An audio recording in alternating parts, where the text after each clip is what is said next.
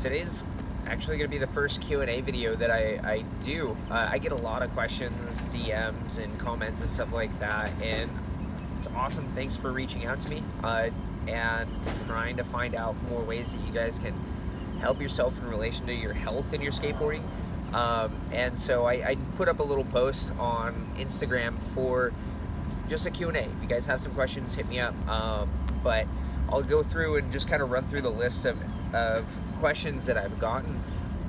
Getting into the first question, one of the first ones that I had probably beginning of this week is weightlifting and skateboarding, and I think this is one, I'll put the guy's name on, but is it too much for my body? Lift Monday and Tuesday, skate Wednesday, lift Thursday and Friday, skate on the weekend. You might have noticed I didn't include legs. Should I though? Now, in regards to what your goals are, that just kind of depends on are you doing it to supplement your skateboarding? Are you doing it so you can try to get a little jacked and hopefully look better for the girls? Stuff like that. So first, have your goals so you know how to do your workout or how to organize your workout or what type of workout you should be doing. Is it too much for your body? Do you feel tired? Do you feel worn down on certain days or anything like that? If you have some days where you're a little bit beat up, you're a little bit tired, a little bit run down, it's hard to concentrate, stuff like that, then it might be a good idea to take a day out for a little bit of rest. Because skateboarding can be pretty exhausting. You have a hard session, the next day you can be a little bit worn down, sore, beat up, whatever. You can do the same thing in the gym. And so as long as you feel like you're recovering pretty well and you can give a good effort with each bout of exercise or each bout of activity, then it really shouldn't be too much for your body. Should you do legs? Everybody should do legs. As skateboarders will oftentimes have a muscular imbalance between their front leg and their back leg. Typically the back leg is a little bit stronger because you're used to using it a lot more for your popping and stuff, unless you do just as much switch as you do regular, which not too many people who aren't sponsored or pro get into, especially if they're not real serious skaters. They just do it for fun. So strengthening your front leg is really important. Also strengthening the hips, the hip flexors, the glutes, the abdominals and stuff like that can go a long way. But that also determines on your goals. Even if your goals are just to look better for girls, yeah, you should do legs. Girls don't like guys with skinny legs. If their upper bodies are jacked, you look like reverse pylon or Johnny Bravo. But yeah, so make sure you do legs and do switch and stuff like that. The next question I had, actually two questions really kind of in one. I guess that it's supposed to be pronounced Amen, it's me. Iman, it's me. Put, hi Coach Mitch, I rolled my ankle of my popping foot. I saw some videos saying it's bad to follow RICE, which means rest, ice, compression, elevation. They all say rest is okay, but don't put ice on it, but put heat and do a bit of exercise when there's less pain. My theory on RICE is much in the same. I gotta pin this page down. My theory on RICE is pretty much the same. I'm not a big fan of ice. Ice is used to oftentimes combat the swelling that's associated with an injury, and when you use it, oftentimes you restrict blood flow to that injury. Blood is what supplies the region with nutrients, minerals, vitamins, oxygen, all of these combative factors to help repair the injured area, the tissue, the bone, the joint, whatever may be going on. And so ice really isn't beneficial. Now, when athletes ask me how they can use heat or ice to actually improve their recovery, heat is great for the musculature. It helps to open up blood vessels and pathways for oxygen and blood and nutrients and everything to get to the muscle. It can help them in allowing the muscles to relax and return to a normal lengthening, stuff like that. Ice is a little bit more for the nervous system. Ice baths and stuff like that are actually to help the nervous system recover a little bit quicker, because it'll pull all of the blood out of the muscle, or away, not all of it, but it'll pull a good amount away from from the extremities and bring it in towards the core, where you need to maintain a particular body temperature and then improve blood flow and so on. Now, when you do like ice baths and stuff like that, it requires a very good level of concentration and tolerance to be able to get your head out of the fact that it's so freaking cold. But it's tremendously beneficial. It's why you see, like, in between rounds in MMA fights, you'll see a lot of the cornermen put ice on the back of the head because they're trying to reduce swelling in and try to get the nervous system to fire up. You ever put your foot in something freezing and go, oh crap, it wakes you up really quick. And that's the benefit, you know, or kind of reflective of the benefit or effect it has on the nervous system directly. Heat is great. Heat is fantastic. I use heat all the time. I use a sauna. I, you know, do what I can to get in a little bit of extra recovery using heat, whether it be a wrap, whether it be a hot towel, whether it be, you know, a hot, you know, shower, or Epsom salt bath with pretty hot water. No more than about 15 minutes long though, and same thing with the sauna. I don't really do any more than about 15 minutes. I could go into a very long explanatory video in relation to hot and cold stresses, the effect they have on our nervous system, our muscles, our brain, our chemical messengers and stuff like that, but that would take forever. The other ankle related one was from Luke Hovey 1. Says, sprained my ankle like 5 times this last year. Sorry, dude. The swelling hasn't gone down much either. How long should it take to recover, and which exercise should I start with and work your way up towards? 5 times in the last year really sucks.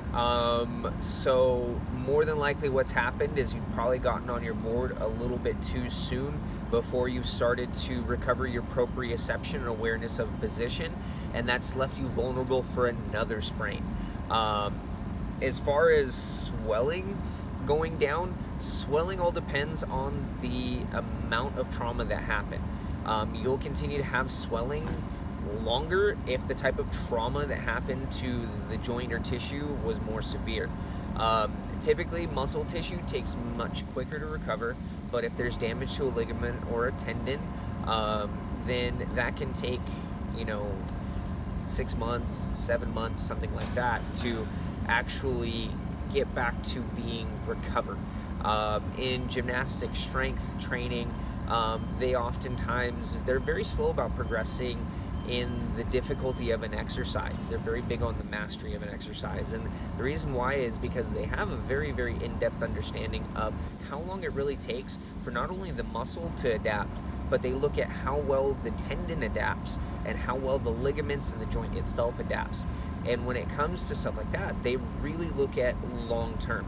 And so they typically give about 210 days for a joint system to adapt to a stress or to a different type of stress, more range of motion, more, you know, extremes in flexion and extension and stuff like that. And those things make a big difference in recovery. So you may have jumped on it too soon and got back to the board too soon and just continue to go into that habit. You may just need to take some time and some patience beforehand. As far as specifying what exercise you should start with, it all depends on how the injury was created. Most of the time it's rolled ankle and so on and so forth. So a lot of the stress is in small intrinsic muscles in the foot, ones that support the arch, ones that support supination and pronation of the foot, which is basically like looking at going back and forth with the foot this way with a little bit of rotation, because the ankle is a very simple joint. It's up and down for the most part. There's a little bit of leeway for rotation left and right and rolling back and forth, but for the most part, a lot of that injury is in the foot directly. How long should it take to recover? That's all dependent on severity of the injury. It can be 3 months, 6 months, 9 months, so on. You may just need to take some time off the board and work exclusively on some stability exercises on the foot. It'll hurt. It'll probably be achy. It'll probably be really uncomfortable, and so on. But it's going to be something that helps you, because we need to reestablish control of the foot before we get on the board too soon. or else we're going to possibly leave ourselves vulnerable to injury, because what we tell it to do and what it actually does, or what we would respond, or what we would call proprioception, can be a big difference. It's like telling it to turn green and it turns blue. The cause or the command and the effect can leave it vulnerable, and we don't want that to happen.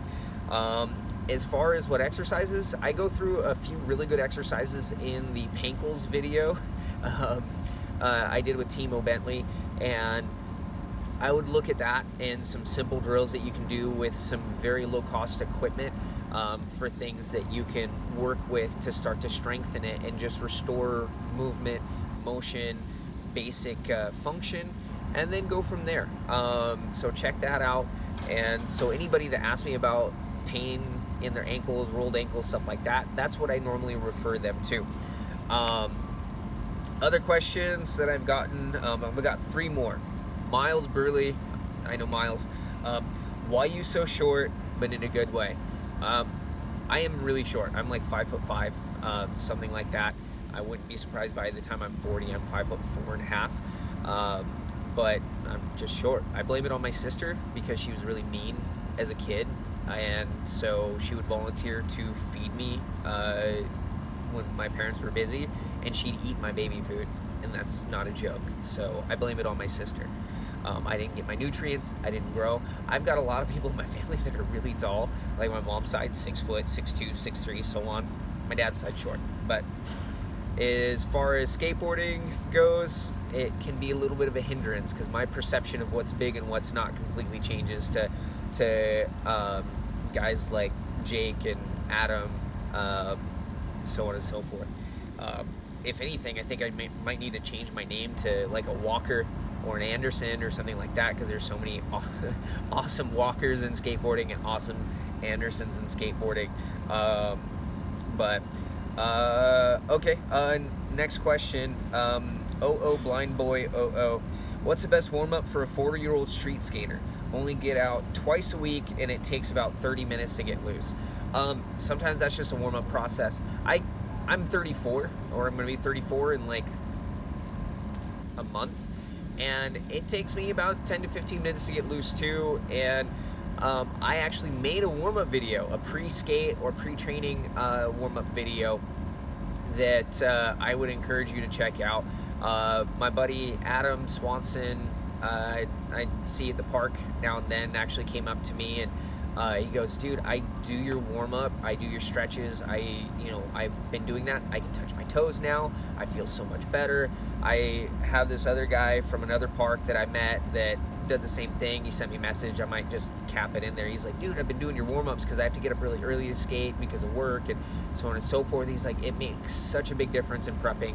So with those reviews, I would definitely recommend the video that I made for pre-skate warm-up or pre-training warm-up, because they're good general mobility. It's just get the system awake, get the system mobile, get the system firing, and so forth. Another good resource for some good information on Instagram is Dr. Kyle Brow. He's a doctor in physical therapy. I'm an athletic specialist, so our main course of thought will be different, as he's looking at recovery of injury and stuff like that, which I do a lot of because I worked under physical therapists. I collaborate with physical therapists and stuff. But I'm looking at how can I make you perform better. He looks at how can I make you be just healthy and restore health, which I look at that too. But he's got a couple posts on Instagram that are pretty good about pre-skate warm-up, and I might do kind of an updated one, because the one I do, you got to do a little bit of groundwork and stuff like that. But I honestly think that they're critical and important movements anyway that you should do, even if you don't really want to get on the floor. But I'll do one where you don't necessarily need to lay or get on the ground to do so. I'll try to do that in the next couple weeks. And then M Garcia 8R, what's up, Miguel? What's the course of action to safety? I assume you meant safely getting back into a gym routine when you haven't been working out for over a year. Go to the gym and work on mobility drills, work on simple exercises, body weight, simple things. Do your squat, do your lunge, do a hinge exercise or simple deadlift like with dumbbells or something like that. Do a push-up, do a pulling exercise. Just go through your main ranges of motion and look to what feels good and what doesn't, and then address what doesn't feel good as the primary focus of the beginning of each workout, and then go into your general strengthening, your general challenging exercises from there. And start out twice a week. Make twice a week normal. Schedule it to be like a doctor's appointment, to where there is absolutely nothing that can get in the way. And if you end up missing that, then put 20 bucks in a jar, to where if you hit a goal of going 30 days without missing, all the money from the previous misses you get to use as a little reward. That's a nice little reward system that I like to challenge people with, because if you go 3 months and you miss 3 in a month, then you've got what, 180 bucks, that if you make that 30 days where you don't miss a workout, you got 180 bucks to go and treat yourself with. Now that doesn't mean go blow it on a bunch of candy and stuff or whatever like that, but maybe get yourself something nice, some new trainers or something along that line. Maybe get a couple kettlebells, so you have something at home that you can work with in case you can't make it to the gym. You can still do a workout. So that was all the questions I really had. I'll just end this with a quick week 2 update on the FP insoles for the Gamechangers. Really like them. I had a lot of soreness in my feet from the first couple uses of them when I skated, but that was just for the simple fact that I was only skating once a week at the most, and then I was injured for a little bit with my front foot. And so getting associated with skating again and just the jumping and landing and jumping and landing and jumping and landing, my feet were getting worked up and getting pretty sore from doing so, which was pretty normal. I would not recommend them if you're a big impact skater. I would definitely recommend the King Foam ones that have a lot more cushion to it. But as for something to give you a lot of feedback through the foot and learning exercises and trying to be able to feel a little bit more for the board, I'm still pretty sold on them. I got switch hard flips this last week, learning. I'm getting consistent of how to flip them and keep them underneath me. I landed a few, not the prettiest landing, as you'll probably see in the video. I'm probably gonna overlay this with, but it made a big difference. I feel a little bit more aware of all of my positioning, because a lot of the sensory systems, once we realign the joint systems, work much better. So that's it for this Q&A. That's it for the FT week 2 update, and I'll see you guys soon. Take it easy.